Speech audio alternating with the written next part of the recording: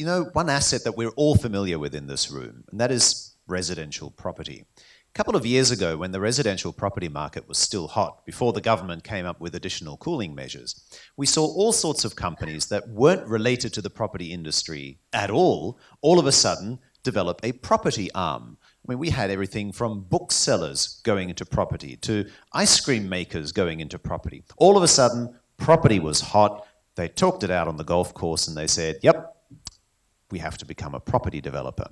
What happens when we see companies see that perhaps the coal price will turn up in 8 months, 12 months, 2 years, whenever it is, and we see a rush of companies that don't have any experience in the coal mining industry? In other words, they don't go through the process of an IPO or an RTO where they have to show to investors that they can manage it. What happens to those companies? What's your view of those companies that then kind of jump on the bandwagon and say, property development is yesterday, today it's the coal mine?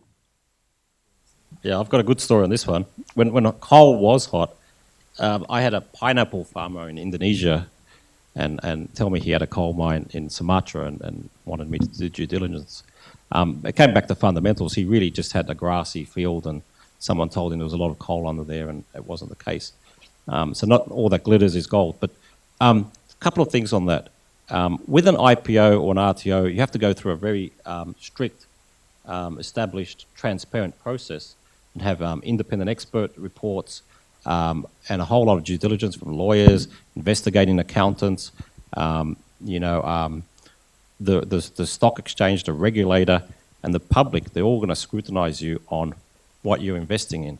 So with an RTO or an IPO, there's actually a filtering process of the kind of assets you hope that go through. And generally, they need to be signed off by an independent expert.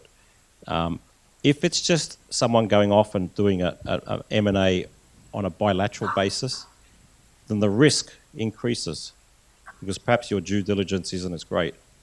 And it's back to what I was saying before. If this is a coal asset that I'm going to list, I'm going to have to go through all the listing requirements, all the due diligence, all the proper process, and I'm going to have to show all the public this is what we have and this is what our valuation is. If it's just a bilateral M&A deal, it's willing buyer, willing seller. So it's up to each the buyer and seller to do their own due diligence, and sometimes people cut corners or might not do the right due diligence. So there is a bit of a risk to that. And it's up to shareholders then, presumably, to ask the right questions at the EGM. John, you say you have a couple of stories as well. A pineapple farmer becoming a coal miner. Anybody else? My story was a company that manufactured ladders. Ladders, and they'd already done a deal, and then they wanted to do the due diligence after they'd spent the money. So, they were very upset when we told them that there was no coal at all on these leases, and to the point that they got very angry with us. But we just proved to them that they bought a dud, unfortunately, and a lot of money had changed hands. And we had lots of stories like that during the boom era, which was, it was just people with zero experience and just accepting what someone says about a property and taking it on. And for a very low cost, they could have had someone do a quick review of that same project and give them good advice. So that was the coal boom era, and there were lots of stories like that.